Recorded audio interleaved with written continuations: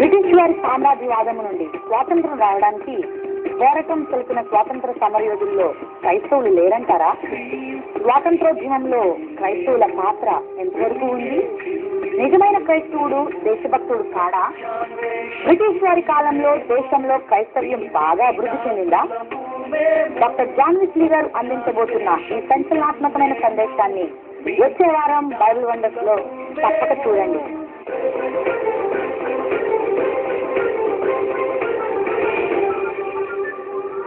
1935 సంవత్సరంలో United states of America government August నెల మొదటి ఆదివారాన్ని ఫ్రెండ్షిప్ డేగా వారు ప్రతిష్ఠించారు.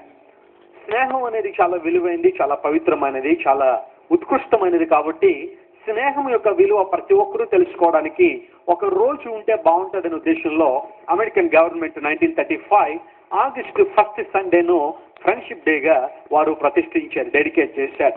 ఆ తర్వాత కొన్ని సంవత్సరాల్లో అమెరికా దేశంలో మాత్రమే ఆ రోజును అనేక మంది పాటించిన తర్వాత ఈ కాన్సెప్ట్ చాలా బాగుంది. ఒక రోజు స్నేహం గురించిన విలువ తెలుసుకోవడానికి గత దినాల్లో మనకు ఎవరైతే సహకరించారో, ఎవరైతే మనకు సహకారులుగా ఉన్నారో వారందరినీ కూడా జ్ఞాపకం చేసుకుని వారందరికీ మరొక్కసారి కృతజ్ఞత తెలియచేయడానికి ఒక రోజు ఉంటే చాలా బాగుంటుందనే ఉద్దేశంలో ప్రపంచవ్యాప్తంగా ఆగస్టు మొదటి ఆదివారాన ఫ్రెండ్షిప్ డే, స్నేహితుల దినోత్సవంగా ప్రతి ఒక్కరు కూడా పాటిస్తున్నారు. దానికి ఒక చిన్న కథ కూడా చెప్తారు. యునైటెడ్ స్టేట్స్ లో ఒక స్నేహితుడిని పోలీసు వారు అకారణంగా చంపేస్తారట.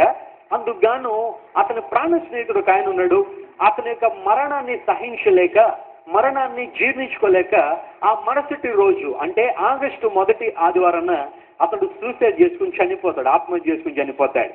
ఆత్మహత్య చేసుకుని చనిపోయాడు కాబట్టి ఆ స్నేహితుని మధ్య ఉన్న ఆ అనుబంధాన్ని జ్ఞాపకం చేసుకోవడానికి ఏ రోజైతే అతను చనిపోయాడో ఆ రోజునే స్నేహితుల దినోత్సవాన్ని పాటిస్తున్నారు అనే ఒక లెజెండ్ కూడా అమెరికాలో వినబడుతుంది. అది ఎంతవరకు నిజమో మనకైతే తెలియదు, కానీ I can tell you my friend, a true friendship involves with a true sacrifice. ప్రతి నిజమైన స్నేహం కూడా ఒక నిజమైన త్యాగపూరితమైన అనుభవాలు కలిగి ఉంటుంది. త్యాగం లేకుండా స్నేహం లేదు. There are two different meanings. There are two different meanings in friendship. The first one is mere acquaintance and second one is intimacy relationship. Intimate relationship with other person.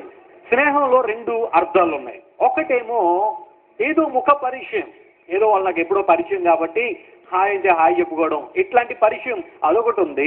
కానీ ఒక అవినాభావ సంబంధం, స్నేహితులతో మనసు విప్పి మాట్లాడుకోగలిగే ఒక అద్భుతమైన సన్నిహిత సంబంధాన్ని ఎవరైతే కలిగి ఉంటారో వారు నిజంగా దేవుల్లో ఆనందిస్తూ ఉంటారని ప్రభు బట్టి మీకు మనవి చేస్తున్నాను. అందుని బట్టి చాలా సార్లు చెప్తున్నాను, మరలా చెప్తున్నాను, ప్రపంచంలో కొన్ని కోట్ల రూపాయలు సంపాదించడం కంటే ఒక మంచి మిత్రుణ్ణి సంపాదించుకోవడం ఉత్తమం అనే మాట చాలా సార్లు మనం వింటున్నాం. కారణం ఏంటంటే మనకు కష్టాలు వచ్చినప్పుడు, ఇబ్బందులు వచ్చినప్పుడు, కన్నీరు కానుస్తున్న సందర్భాలు మన జీవితంలో ఉన్నప్పుడు కోట్ల రూపాయలు మనల్ని ఆదరించవు, కోట్ల రూపాయలు మన కన్నీళ్లు తొడవగాని ఒక మంచి స్నేహితుడు మన కన్నీళ్లు తొడవగలడు. ఓ మంచి స్నేహితుడు మన హృదయపూర్వకంగా ఆదరించగలడు. ఓ మంచి స్నేహితుడు మనల్ని ధైర్యపరచగలడు. ఒక మంచి స్నేహితుడు మనల్ని బలపరచగలడు. ప్రియులారా, లోకం ఒక ఉత్తమమైన స్నేహం కోసం ఎదురు చూస్తూ ఉంది. లోక స్నేహాన్ని పరిశీలన చేస్తా ఉంటే ఈ రోజంతా కూడా టైం పాస్ రిలేషన్షిప్ ఎక్కువైపోయింది. Time pass friendship, time pass relationship, ఏదో సమయం, ఆ రోజున ఆ సమయం గడిచిపోవడానికి ఎవరో ఒకరిని స్నేహం చేసుకుంటే వారి ద్వారా ఏదో లాభం పొందేసుకుని ఆ తర్వాత వదిలిపెట్టేచ్చులే అన్న ఉద్దేశంలో టైం పాస్ కోసం, ఆ అవసరాల అభిమానాల కోసం స్నేహం చేసేవారు ప్రపంచంలో చాలా మంది కనబడుతున్నప్పుడు a true friendship, we can derive the true friendship only from the word of God. దేవుని వాక్యం నుండి మాత్రమే ఒక నిజమైన స్నేహాన్ని మనం నిర్వచించగలము అని దేవుని వాక్యంలో ప్రత్యేకంగా మనం చూస్తున్నాం. అందులో బైబిల్ చెబుతూ ఉంది, సామెతలు 17:17 నిజమైన స్నేహితుడు విడువక ప్రేమించును, నిజమైన స్నేహితుడు విడువక ప్రేమించును. దేవుని నామమున స్తోత్రం చెప్తాం ఒకసారి. హల్లెలూయా. A true friend will never leave us nor forsake us. ఒక నిజమైన స్నేహితుడు ఎప్పుడు మనల్ని విడిచిపెట్టడు అనే ఒక అద్భుతమైన మాట బైబిల్ చెప్పడం ద్వారా బైబిల్ కూడా స్నేహానికి ఒక మంచి విలువను ఇస్తూ ఉంది. ప్రియులారా, యోహాను సువార్త 15వ అధ్యాయం 15వ వచనాన్ని ఈరోజు ధ్యానాంశంగా మనం చదువుకున్నాం. దాసుడు తన యజమానుడు చేయు దానిని ఎరుగడు గనుక ఇక మిమ్మల్ని దాసులని పిలువక స్నేహితులని పిలుచుచున్నాను. ఎందుకనగా నేను నా తండ్రి వలన వినిన సంగతులన్నిటినీ మీకు తెలియచేసి తిని. దేవుని నామం స్తోత్రం చెప్పండి ఒకసారి. హల్లెలూయా. ఒకవేళ ఇంతవరకు మీరు నాకు శిష్యులుగా దాసులుగా ఉన్నారేమో, దాసుడు తన యజమానుడు చేసేది తెలుసుకోలేడు కాబట్టి ఇక నుండి మీకు ఒక ప్రమోషన్ ఇస్తున్నాను. అదేనంటే మీరు నన్ను చక్కగా వెంబడిస్తున్నారు కాబట్టి, మీరు నన్ను ఆరాధిస్తున్నారు కాబట్టి, నన్ను దేవునిగా గుర్తించారు కాబట్టి ఈ రోజు నుండి మీరు నాకు దాసులు కాదు, ఈ రోజు నుండి మీరు నాకు స్నేహితులు అని పిలువబడతారని యేసుక్రీస్తు ప్రభువారు సగటు విశ్వాసికి ఒక అద్భుతమైన ఆహ్వానాన్ని, ఒక అద్భుతమైన విషయాన్ని తెలియజేస్తున్నాడు. ప్రియులారా, ఒక మాటతో నేను ధైర్యపరచాలని నేను కోరుతున్నాను. అదేనంటే ఒకవేళ లోకం దృష్టిలో నువ్వు విలువ లేని వ్యక్తిగా ఉండొచ్చేమో, లోకం దృష్టిలో నువ్వు తక్కువ కులస్తుడని పిలువబడుతున్నావేమో, లోకం దృష్టిలో నువ్వు అంట రాని వ్యక్తిగా నువ్వు పిలువబడుతున్నావేమో, కానీ ఒక మాట మీకు చెప్తున్నాను, దేవుని దృష్టిలో నీకున్న విలువ ఎంతో అంటే నీవు దేవునితో స్నేహాన్ని జరిపేంత విలువ దేవునికి ఇస్తున్నాడు. నీవు దేవుని స్నేహితుడిగా, దేవుని స్నేహితురాలుగా పిలువబడుతున్నావని పరిశుద్ధ లేఖనం స్పష్టంగా మనకి తెలియజేస్తూ ఉంది. దేవుని యొక్క ప్రేమతో ఆయన స్నేహంలో పాలిభాగస్తులుగా ఉండడానికి, ఆయన స్నేహితులుగా పిలువబడడానికి ఎంత ధన్యులు కదా. చూడండి, ఈ రోజుల్లో లోకంలో ఒక గొప్ప వ్యక్తితో స్నేహం చేయాలని చాలా మంది ఇష్టపడుతూ ఉంటారు. ఒక గొప్ప వ్యక్తితో స్నేహం చేస్తే మన అవసరాలన్నీ తీర్చబడతాయి, ఏదైనా విషయంలో మనకు సహాయం చేస్తారు అన్న ఆకాంక్ష మనలో ఉంటున్నప్పుడు అసలు సాక్షాత్తు దేవాది దేవుడే, ఏ దేవుడైతే సర్వ ప్రపంచాన్ని కలుగు చేశాడో, ఏ దేవుడైతే ఆది మధ్యాంతరహితుడిగా పిలువబడుతున్నాడో, ఏ దేవుడైతే అనంత శక్తి స్వరూపుడిగా ఆ పూజలు అందుకుంటున్నాడో, ఆ దేవాది దేవుడే నీకు నాకు స్నేహితుడైతే ఆ అనుభవం ఎంత అద్భుతంగా ఉంటుందో ఆలోచించేయండి. ప్రియులారా, నేను ప్రతి ఉదయాన్నే లేచి దేవుని సన్నిధిలో ప్రార్థన చేసేటప్పుడు ఆయన నన్ను పిలిచి ఒక అద్భుతాన్ని పిలిపేంటో తెలుసా? నా ప్రియ స్నేహితుడా, నా ప్రియ స్నేహితుడా, నాకు జీవమైన నా జీవమా, నాకు సర్వమైన నా సర్వమా, నాకు బలమైన నా బలమా అనే పాట రాస్తూ 2వ వచనంలో కూడా అదే రాశాను. ప్రభువా, నీవు నా ప్రాణ స్నేహితుడు, నీవు నా స్నేహితుడు, నా మంచి స్నేహితుడు నీవు. నిజమే, యేసుక్రీస్తు ప్రభు ఎవరికైతే స్నేహితుడిగా ఉంటారో వారి జీవితంలో నాకు అద్భుతాలు, ఆశ్చర్యకాలు జరుగుతాయి. బైబిల్ గ్రంథంలో కూడా మనం చూస్తూ ఉంటే 2 వ్యక్తులు దాదాపు దేవాదేవుడు స్నేహితుడు అని పిలిచారు. అందులో మొట్టమొదటిది మనందరికీ తెలుసు కదా, అబ్రహాముని దేవుడు స్నేహితుడని పిలిచాడు. యాకోబు పత్రిక 2వ అధ్యాయం 23వ వచనం మనం చదివితే బైబిల్ గ్రంథంలో ఒక అద్భుతమైన మాట మనం చూస్తున్నాం. కాబట్టి అబ్రహాము దేవుని నమ్మెను, అది అతనికి నీతిగా ఎంచబడెను అను లేఖనము నెరవేర్చబడెను, మరియు దేవుని స్నేహితుడని అతనికి పేరు కలిగెను. ఎవరికి పేరు కలిగింది చెప్పండి? ఎవరికి? అబ్రహాముకి. ఎవరి స్నేహితుడట? దేవుని స్నేహితుడు, దేవుని స్నేహితుడు. ఎంత అద్భుతమైన విషయం. ఆ తర్వాత ఇంకెవరైనా ఆలోచన చేస్తారు కదా, మాకు అబ్రహామే దేవుని స్నేహితుడిని తెలిసిందని ఇంకెవరు అనుకున్నారా? Let's open the Bible, the book of exodus chapter 33 and verse 11. నిర్గమకాండం 33వ అధ్యాయం 11వ వచనం కూడా మనం చదివితే మరొక స్నేహితుడు అక్కడ కూడా మనకు కనబడుతున్నాడు. మనుష్యుడు తన స్నేహితునితో మాట్లాడినట్లు యెహోవా మోషేతో ముఖాముఖిగా మాట్లాడుచుండెను. దేవుని నామం స్తోత్రం చెప్పండి. హల్లెలూయా. Another important character from the word of God, he is Moses. మోషేతో దేవుడు ఎలా మాట్లాడుతుండేవాడట? ముఖాముఖిగా మాట్లాడుతున్నాడట, ముఖాముఖిగా. అబ్రహాము దేవుని స్నేహితుడు, మోషే దేవుని స్నేహితుడు, మనందరం దేవుని స్నేహితుడు. దేవుని నామ స్తోత్రం చెప్పండి. ప్రియులారా, స్నేహితునికున్న లక్షణాలు దేవుని వాక్యంలో చాలా మనం చూస్తున్నాం. వాటిని కొన్ని మాత్రం నేను మీకు జ్ఞాపకం చేసిన అంశాన్ని ముగిస్తా. స్నేహంలో 2 రకాలు ఉన్నాయి. ఒకటి పాపముతో మిళితమైన స్నేహము, రెండవది పరిశుద్ధతో మిళితమైన స్నేహము. లోక సంబంధమైన స్నేహము, దేవునితో స్నేహం. ఈ 2 విషయాలు జాగ్రత్తగా మనం ఆలోచన చేసుకుంటే బైబిల్ చాలాసార్లు ఈ 2 విషయాల గురించి మాట్లాడుతూ ఉంది. దేవునితో స్నేహం చేసేవారు హృదయపూర్వకంగా ఆనందిస్తారు, దేవునితో స్నేహం చేసేవారు పరిశుద్ధంగా జీవిస్తారు, దేవునితో స్నేహం చేసేవారు ఆశీర్వాదం కలిగి బ్రతుకుతారు. అదే లోక సంబంధమైన స్నేహం ఎలా ఉంటుంది? మనుషుల్ని పాడు చేస్తుంది. అందులో చాలాసార్లు మనం వింటున్నాం. DL 3 అనే దేవసేవకుడు అన్నాడు, tell me your friends and I will tell you what you are. నీవెవరో అని చెప్పాలంటే నీ స్నేహితుడు ఎవరో ముందు చెప్పు, ఆ తర్వాత నువ్వెవరో చెప్తానన్నాడు. ఎందుకంటే స్నేహితుడు మన మీద చాలా ప్రభావాన్ని చూపిస్తూ ఉంటే వారు చేసే ప్రతి కార్యం కూడా మన మీద ప్రభావితం చూపిస్తూ ఉంటుంది. కాబట్టి be careful while you are choosing your friends. నీ స్నేహితుడిని ఎన్నుకునేటప్పుడు నువ్వు చాలా జాగ్రత్తగా ఉండాలి అని దేవుని వాక్యంలో మాత్రమే కాకుండా చాలా మంది గొప్ప దేవుని సేవకులు తమ జీవిత అనుభవాల నుంచి అద్భుతమైన మాటలు తెలియజేస్తున్నారు. లోక స్నేహము దేవునికి వ్యతిరేకము, దేవునికి శత్రుత్వం అని కూడా యాకోబు పత్రిక 4వ అధ్యాయం 4వ వచనంలో కూడా మనం చూస్తున్నాం. ప్రియులారా, గమనించండి, బైబిల్ కూడా చెబుతా ఉంది, దుష్ట సాంగత్యం మంచి నడవడిని ఏం చేస్తుందట? చెడిపేస్తుంది. అందును బట్టి ప్రియ యవన సమాజమా, యవన సమూహమా, నీ స్నేహితుల్ని ఎలా ఉన్నారో నువ్వు గమనించి వారితో స్నేహం చేయగలిగితే దీవెన పొందుదావు తప్ప వ్యర్థమైన స్నేహితులతో స్నేహం చేస్తున్న ప్రతిసారి నీలో ఉన్న పరిశుద్ధతను, నీలో ఉన్న విశ్వాసాన్ని వారు దొంగిలించి దేవునికి దూరంగా నేను తీసుకెళ్లిపోతున్నారు. ప్రపంచంలో చాలా మంది తల్లిదండ్రులు ఏడుస్తున్నారు, రోధిస్తున్నారు, అంగలారుస్తున్నారు, దుఃఖపడుతున్నారు. కారణం ఏంటంటే ఇదివరకు నిన్న మొన్నటి వరకు నా కుమారుడు చాలా బాగా ఉన్నాడని, కానీ వీడు ఎవడో కొంత దుస్తుల గుంపుతో కలిసిపోయాడండి, వాడు మా పిల్లగాడిని పాడు చేసేశారు, వాడు మా పిల్లవాడిని పాడు చేసి వ్యర్థమైన సిద్ధాంతంలో తీసుకెళ్లిపోతున్నారని ఎంతమంది తల్లిదండ్రులు ఏడవడం లేదు ఆలోచించేయండి. ప్రియులారా, ఆ కుమారుడు దృష్టిలో వాడు చేస్తుంది సరైన పని అనుకుంటాడు. కారణం ఏంటో తెలుసా? తల్లిదండ్రులు లేదని అంటే వాడు ఏమంటాడు తెలుసా? నన్నేమన్నంటాడు కానీ నా స్నేహితుడు మాత్రం ఏమన్నదంటాడు. అంటే అంత బంధం వచ్చేది వీళ్ళకి, అంత అనుబంధం. కారణం ఏంటి? తల్లిదండ్రులు అంటూ ఉంటారే, నువ్వు ఇదివరకు బాగున్నారా, ఆ స్నేహం బట్టి పూర్తిగా చెడిపోయావంటే వీడికి ఎంత కోపం వస్తుందో. నన్నేమనంటాను కానీ వాడిని మాత్రం ఏమైనా అన్నామంటే నేను ఇదివరకు భోజనం చేయనంటాడు. భోజనం చేయకపోతే ఎవరైనా నష్టం? చెరువు మీద అలిగి నక్క నీళ్ళు తాగడం మానేసిందంట. ఏమవుతుంది చెప్పండి? చెరువు మీద వెలిగి నక్క నీళ్ళు తాగడం మానేస్తే చెరువుకి ఏమైనా నష్టం ఉందా? చెరువు ఏమన్నా ఎండిపోద్దా? నక్కే ఎండిపోయింది పాపం. చాలా మంది శబ్దాలు చేస్తుంటారు తల్లిదండ్రుల్లో. నన్ను ఏమైనా అన్నారంటే చచ్చిపోతానంటే మాట్లాడితే. పిల్లలు ఆలోచించేయండి. లోక స్నేహం మనిషిని తప్పుదోవలో పట్టిస్తుంది, కానీ దైవ స్నేహము మనిషిలో ఒక నూతన ఉత్తేజాన్ని, నూతన ఉజ్జీవాన్ని కలిగిస్తుంది అనడంలో ఏమాత్రం కూడా సందేహం లేదు. Who are your friends my friend? నీ స్నేహితులు ఎవరు? నిన్ను ఆదరించేవాళ్ళు, నిన్ను బలపరిచేవాళ్ళు స్నేహితులుగా ఉన్నారా, లేకపోతే నీలో విశ్వాసాన్ని పాడు చేసేవాళ్ళు ఉన్నారా? స్నేహితులకు ఉండాల్సిన లక్షణాలు బైబిల్ ఏం చెప్తా ఉంది అని ఆలోచన చేస్తే సామెతల గ్రంథంలో 4 విషయాలు మీకు జ్ఞాపకం చేస్తాను. నెంబర్ 1, సామెతల గ్రంథం 18వ అధ్యాయం 24వ వచనాన్ని మనం చదువుతున్నాం. బహుమంది చెలికాండ్రు గలవాడు నష్టపడును, సహోదరుని కంటే ఎక్కువగా హత్తియుండు స్నేహితుడు కలడు. దేవుడు నామ స్తోత్రం చెప్పండి ఒకసారి. పైన ఏంటంటే మరి అలా రాశాడు, స్నేహితులు ఉండాలి ఉండాలి అంటున్నారు. మరి పైన ఏమనుంది? బహుమంది స్నేహితులు ఉండేవాడు ఏమైపోతాడట? నష్టపోతాడు. ఆ స్నేహితులు ఎవరో, కింద ఉన్న స్నేహితుడు ఎవరో అంటే, పైన ఉన్న స్నేహితుడేమో లోక సంబంధమైన స్నేహితుడు, క్రింద ఉన్న స్నేహితుడేమో దైవిక సంబంధమైన స్నేహితుడు.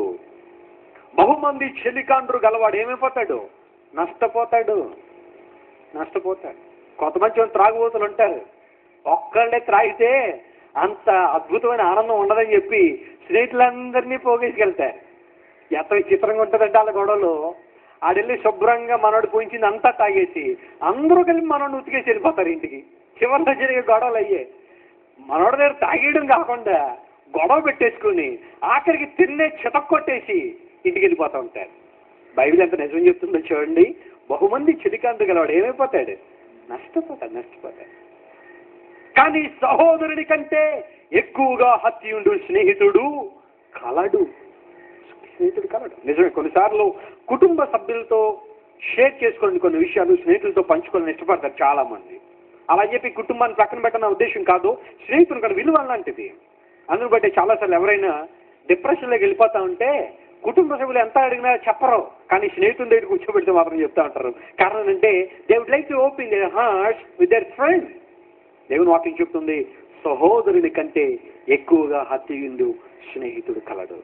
హత్తుకునే స్నేహం, హత్తుకునే ప్రేమ. అందును బట్టి మరలా చెప్తున్నాను, స్నేహితుడు అంటే ఇతరుల నుండి ఆశించేవాడు కాదు, స్నేహితుడు అంటే ఇతరులకు ఇచ్చేవాడు. దేవుని నామ స్తోత్రం చెప్పండి గట్టిగా హల్లెలూయా. స్నేహితుడు అంటే ఇతరుల నుండి ఆశించేవాడు కాదు, స్నేహితుడు అనగా ఇతరులకు ఇచ్చేవాడు అనే విషయాన్ని గమనించండి. సహోదరుని కంటే ఎక్కువగా హత్యుండు స్నేహితుడు. కలకత్తా మహానగరంలో అనేక మంది అభాగ్యులు కడుపు నిండా అన్నం లేక, ఒంటి నిండా బట్టలు లేక, కంటి నిండా నిద్ర లేక రోడ్ల మీద పడి కొట్టుకుంటా ఉంటే, బెంగాల్లో పూర్వకాలంలో ఎవరికైనా కుష్ఠవ్యాధి వస్తే అది గొప్ప శాపగ్రస్తంగా భావించేవారు. నువ్వు పూర్వజన్మలో ఎప్పుడో ఏదో భయంకరమైన పాపం చేశావు, అందరూ బట్టి నీకు ఇలా నీ కర్మ ఇలా కాలిపోయింది, నీకు వ్యాధి వచ్చింది, కుష్ఠవ్యాధి వచ్చిందని చెప్పి కన్న కొడుకులే, తమ కడుపున పుట్టిన పిల్లలే ఆ తల్లిదండ్రులు తీసుకెళ్లిపోయి బెంగాల్లో ఎక్కడో దూరంగా ఉన్న అడవుల్లో పడేస్తుండేవారట. మీరు ఏమవుతారో మాకు అనవసరం, మీరు ఏదో పూర్వజనంలో తప్పు చేశారు కాబట్టి మీకు ఇలాగైంది. మిమ్మల్ని చూడడం కానీ మీకు పరిచయం చేయడం మాకు ఇష్టం లేదు కాబట్టి మీరు అడుగులో పడి చచ్చిపోండి అన్న ఉద్దేశంలో తల్లిదండ్రులు తీసుకొచ్చి అందులో పడేస్తే ప్రియులారా, మదర్ తెరీసా కావచ్చు, లేదంటే ఒరిజినల్ అలా పడవేయబడి తీసుకొచ్చిన గ్రాండ్ స్టెయిన్స్ కావచ్చు, ఇలాంటి గొప్ప మిషనరీలు అందరూ కూడా వారిని చేరదీసి కడుపు నిండా అన్నం పెట్టి కంటి నిండా నిద్రపోవడానికి గొప్ప అవకాశాలు వారు ఎందుకు కల్పించారో తెలుసా? సహోదరుల కంటే ఎక్కువగా వారు ప్రేమించారు సమాజాన్ని. యేసు ప్రభు చెప్పాడు, నిన్ను వల్ల నీ పొరుగు వారిని ప్రేమించు. The message of the Bible is a true love. The message of Jesus Christ is unfailing love, unconditional love. దేవుని ప్రేమ ఉన్నతమైంది, అపారమైంది. పరిశుద్ధంగా చెబుతున్న మాటలవే. సహోదరుని కంటే ఎక్కువగా హత్యుండు స్నేహితుడు కలడు ప్రియులారా. నిజమైన స్నేహం మనిషిని ఉన్నతమైన కార్యాల్లో తీసుకెళ్తూ ఉంటున్నాం. అనగా నిజమైన స్నేహితుడు హత్తుకొని జీవించే స్నేహితుడు, విడిచిపెట్టేవాడు కాదు. కష్టాలు వచ్చినప్పుడు, ఇబ్బందులు వచ్చినప్పుడు విడిచిపెట్టేవాళ్ళు కాదు. నేను ఒక మాట చెప్తాను, కుటుంబాల్లో భార్యాభర్తలు ఉంటే ఓకే, మీరిద్దరు భార్యాభర్తలే, చాలా సంతోషం. కానీ మీ ఇద్దరి మధ్యన మరొక అద్భుతమైన అనుబంధం ఏంటో తెలుసా? ఒక అద్భుతమైన స్నేహ బంధం. మీ ఇద్దరు కూడా స్నేహితులుగా మెలగలిగితే సమాజానికి ఎంతో దీవెన ఉంది. స్నేహితులంటే కష్టాల్లో విడిచిపెట్టేసేవాళ్ళు కాదు. స్నేహితులంటే ఒకళ్ళ బలహీనతలు ఒకరు ఎత్తి చూపేవాళ్ళు కాదు. స్నేహితులంటే ఒక బలహీనతలను ఒకరు హేళన చేసేవారు కాదు. స్నేహితుడు అనగా హత్తి ఉండే స్నేహితుడు. భార్యాభర్తలు చాలా మంది ఇక్కడ ఉన్నారు. మీ జీవితంలో మీ పరిస్థితి ఎలా ఉంది? Is your husband a good friend to you? Is your wife your best friend? నీ భార్య నీకు మంచి స్నేహితురాలుగా ఉందా? నీ భర్త నీకు మంచి స్నేహితుడిగా ఉన్నాడా? ఆలోచించేయండి.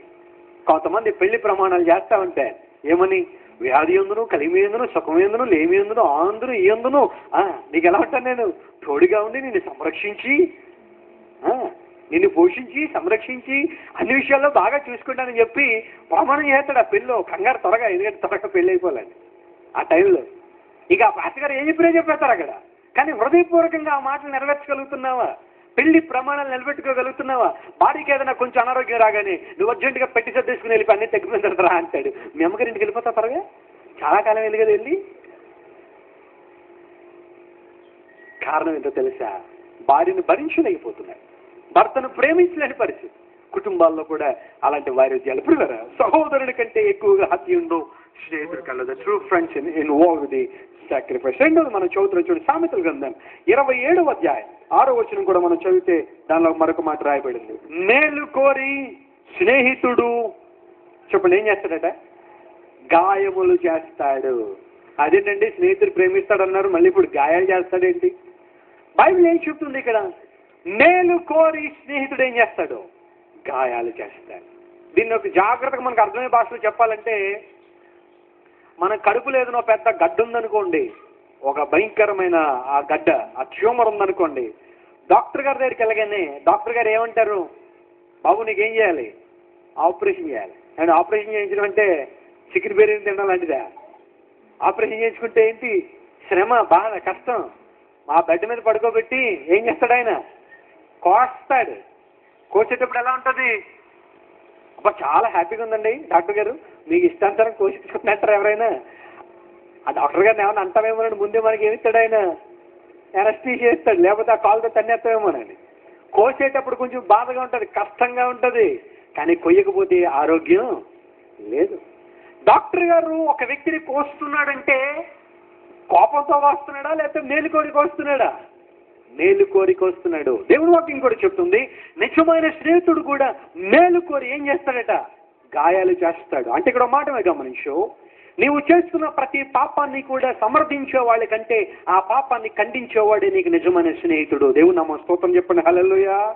నువ్వు చేస్తున్న పాపాన్నో, ద్రోహమైన కార్యాన్నో, అసత్యమైన కార్యాన్నో, వ్యర్థమైన కార్యాలను ఎవరైనా ప్రోత్సహిస్తున్నారంటే వారు నీ ఆత్మ పట్ల భారం కలిగి లేరు, నీవు నాశనం అయిపోవడం వారికి కావాలి. కానీ ఎవరైనా ఒక నిజమైన స్నేహితుడు నిన్ను కలుసుకుని, సహోదరుడా నీవు చేస్తుంది మంచిది కాదు, నీవు మంచి మార్గంలో ఉండాలి, దేవుని ప్రేమలో జీవించాలి, ప్రతి ఆదివారం క్రమంగా దేవుని మందనికి రావాలి అని ఒక నీకు బాధ కలిగి చేసిన ఒక మాట నీకు చెప్పారు అంటే వారు నిన్ను బాధపరచాలని కాదు చెబుతుంది. ఎందుకోసం చెప్తున్నారు? నీ మేలు కోరే ఆ విషయాలతో మాట్లాడుతున్నారు. కానీ పిల్లల విచిత్రం ఏంటంటే, ఈ రోజున ఎవరైతే గద్దిస్తారో వారు శత్రువులైపోతున్నారో, ఎవరైతే పాపం చేస్తున్న మెత్తుతూ ఉంటారో వారు ఏమైపోతుంటారు? చాలా మందికి మిత్రులు అయిపోతుంటారు. ఎంతకాలం వారు అలా చేయగలరు? ఒకనాడు తీర్పులో నిలబడిన తర్వాత వారి రికమెండేషన్లు కానీ వారు చెప్పే ఆ మాటలు కానీ పనికొస్తాయా? తీర్పులో నిలబడిన తర్వాత న్యాయాధిపతి యేసు క్రీస్తు ప్రభు వారు సర్వలోకాన్ని తీర్పు తెరిచిస్తున్నప్పుడు, అయ్యా నేను ఇతను తోడుగున్నా, నేనే చెప్పాను ఇలా చేయమనంటే ఇద్దరిని గట్టగట్టి లోపలేస్తాడు ముందేవుడు. కారణం ఏంటో ఆలోచించే. స్నేహితుడు మేలుకోరు ఏం చేస్తాడు? గాయాలు చేస్తుంటే. నాన్నగారి జీవితంలో పిల్లలు అనేక మంది ఒక లివింగ్ ఎగ్జాంపుల్గా మాకు తెలుసండి. చిన్న చిన్న పొరపాటులో జీవిస్తున్న వారిని నాన్నగారు వెళ్ళి గద్దించినప్పుడు చాలా మంది, అసలు నువ్వెవరో మమ్మల్ని గద్దించడానికి, నీకు ఎవరు ఇచ్చారు అదిగా, నా ఇష్టం ఎలా ఉంటానో, నన్ను ఎవరు అడిగేది లేదు, మా తల్లి తండ్రే నన్ను అడగలేకపోతారు, నువ్వు అడుగుతున్నావేంటి అని ప్రశ్నించిన వాళ్ళు కూడా ఉన్నారు నాన్నగారిని. వాళ్ళ జీవితాలు చూస్తుంటే ఈ రోజున బాధపడుతున్నారు, ఏడుస్తున్నారు, దుఃఖపడుతున్నారు. అయ్యో ఆ రోజున మేము ఆ మాట వినుంటే ఎంత బాగుండేదని ఏడుస్తూ అనేక మంది దుఃఖపడుతున్నారు. కానీ కొందరైతే అలా చెప్పగానే తమ జీవితాలను సరిదిద్దుకొని యేసుక్రీస్తు ప్రభు సన్నిధిలో మరొకసారి మోకాళ్ళుని పాపం అంతా ఒప్పుకొని ప్రభు కృపలో వర్ధిల్లుతున్నప్పుడు నిజంగా చెప్తున్నాను, వారిలోని శ్రేష్టమైన జీవితాలు జీవిస్తున్నారు. దేవుని నామమున స్తోత్రం కలుగును గాక. నీకు శ్రేష్టమైన జీవితం కావాలా, లేకపోతే నాశనపరుచుకునే అనుభవాలు కావాలో నిర్ణయించుకో. కానీ నిజమైన స్నేహితుల లక్షణం ఏంటో తెలుసా? మేలు కోరి అతను ఏం చేస్తాడు చెప్పండి? గాయాలు చేస్తాడు. గాయం చేస్తాడని బాధపడద్దు, గాయం చేస్తాడని అసహించుకోవద్దు. ఎవరైనా ఆత్మ పట్ల భారం కలిగి నీతో మాట్లాడుతుంటే వాడిని ఎప్పుడు కూడా నీ శత్రువులుగా చూడొద్దు అనే విషయాన్ని నీకు మనవి చేస్తున్నాను. నిజమైన స్నేహితుడు గాయం చేస్తాడు, అది కూడా మేలు కోరే. నీ ఉన్నతమైన స్థానంలో ఉండాలని, అద్భుతమైన రీతిలో జీవించాలని దేవాదేవుడు నీతో మాట్లాడుతున్నాడు. 3వది సామెతల గ్రంథం 27వ అధ్యాయము 9వ వచనం మనం చదువుతున్నాం. తైలమును అత్తరును హృదయమును సంతోషపరుచున్నట్లు చెలికాని హృదయములో నుండి వచ్చు మధురమైన మాటలు హృదయమును సంతోషపరచును. హృదయాన్ని సంతోషపరిచే అనుభవాల్లో ఒక అద్భుతమైన అనుభవం ఏంటంటే చెప్పండి, చెలికాని హృదయములో నుండి వచ్చే మధురమైన మాటలు మనిషి హృదయాన్ని ఏం చేస్తాయి? సంతోషపెడతాయి. చెలికాడు అంటే స్నేహితుడు. ఈ చెలికాని హృదయంలో నుండి వచ్చే మధురమైన మాటలు అంటే శ్రేష్టమైన మాటలు. అంటే ఒక మాటలు చెప్పాలంటే స్నేహితుడు ఏం మాటలు మాట్లాడతాడనమాట? మధురమైన మాటలు మాట్లాడతాడు, ఉత్తమమైన మాటలు మాట్లాడతాడు. అతను మాట్లాడుతుంటే మరి కాసేపు వినాలనిపించేంతగా మాట్లాడతాడు. కారణం అతని మాటల్లో సంతోషం ఉంది, సంతోషపరుస్తాడు హృదయాన్ని. నువ్వు ఎంత మాట్లాడావు అనే ప్రశ్న కాదు, కానీ నువ్వు ఎలా మాట్లాడావు, ఏం మాట్లాడావు అనే ప్రశ్న.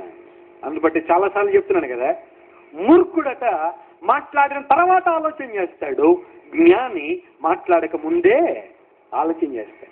ఆ రెండింటికి తేడా ఉందా లేదా చెప్పండి? ఆ రెండింటికి తేడా ఉందా లేదా? కొంతమంది మూర్ఖులు మాట్లాడిన తర్వాత మాట్లాడేసి ఏమనుకోకే, సరదాగానే ఏమనుకోకే, బాధపెట్టిందంతా బాధ పెట్టేసి, అనేసిందంతా అనేసి, వాళ్ళు దుఃఖపట్టాల్సిందంతా పెట్టేసి దగ్గరికి వచ్చేసి ఏమనుకోకే, సారీ, సరదాగానే. ఎంత సింపుల్గా అంటారు ఆ మాట. నా మాట చెప్తే హృదయ గాయాలని పోతాయా? మాట్లాడే ముందే ఆలోచించి, ఈ మాటలు మాట్లాడడం ఉపయోగమా కాదా, ఈ మాట మాట్లాడడం అవసరమా కాదా, ఈ మాట మాట్లాడితే వారికి అవసరం ఉందా, మేలుందా లేదా, ఈ మాట మాట్లాడితే ఎదుటి వారు గాయపడతారు, లేకపోతే కొంతమంది ఇంట్రెస్ట్లే గాయపడుతూ ఉంటారు, మేలుకోరి కాదు కీడుకోరి గాయపరుస్తూ ఉంటారు. కానీ చెలికాని మాటలు, మధురమైన మాటలు పలుకుతాడు. ఆ మాటల ద్వారా ఇతరులకు హృదయాలకు ఏముంటుంది చెప్పండి? సంతోషం ఉంది, సంతోషం. ఆనాడు యేసు ప్రభు మాట్లాడిన మాటలకు అనేక మంది ఏమయ్యారు చెప్పండి? సంతోషపడ్డారు. వారి దుఃఖాల్లో నుండి, వారి ఇబ్బందుల్లోంచి, వారి కష్టాల్లోంచి దేవుడు వారు బయటకు వచ్చి అద్భుతమైన మాటలని కూడా మాట్లాడి ఆయన మాటలను కూడా సంతోషపెట్టే ఉన్నట్టు దైవ లేఖనంలో మనం చూస్తున్నాం. చెలికాని మాటల్లో హృదయంలో నుండి వస్తాయి కాబట్టి అవి వ్యక్తిని సంతోషపరుస్తాయి. చివరిగా సామెతల గ్రంథం 27వ అధ్యాయం 17వ వచనం కూడా మనం చదువుతున్నాం. అందులో ఒక అద్భుతమైన మాట రాయబడింది. ఇనుము చేత ఇనుము పదునగును, అట్లు ఒకడు తన చెలికానికి వివేకము పుట్టించును. ఇనుము ద్వారా ఇనుము పదునవుతుంది. అదే విధంగా ఒక చెలికాని అవతల వ్యక్తికి ఏం పుట్టిస్తాడట? జ్ఞానం పుట్టిస్తాడు. అందును బట్టే జ్ఞానులతో సహవాసం చేయవాడు జ్ఞానవంతుడగునని బైబిల్లో రాయబడి. ఎవరితో సహవాసం చేస్తే ఏమొస్తుంది మనకి? జ్ఞానులతో సహవాసం చేస్తే, వాక్య జ్ఞానంతో సహవాసం చేస్తే మనకు కూడా జ్ఞానం వస్తుంది. సినిమా జ్ఞానంతో సహవాసం చేస్తే ఏమొస్తాయి మనకు కూడా? సినిమా డైలాగులు వస్తూ ఉంటాయి కదా, తల్లిదండ్రుల దగ్గర అయ్యే డైలాగులు వేస్తూ ఉంటారు మాట్లాడితే. లెక్చరర్లు ఏమైనా చెప్తే అయ్యే డైలాగులు. ఎందుకోసం? నీ స్నేహం అటువంటి వాటితో బాగా ఇన్వాల్వ్ అయిపోయి ఉన్నావు కాబట్టి. అదే దైవ సంబంధమైన వ్యక్తులతో స్నేహం చేయడం ద్వారా నీ మాటలు ఎలా ఉంటాయి?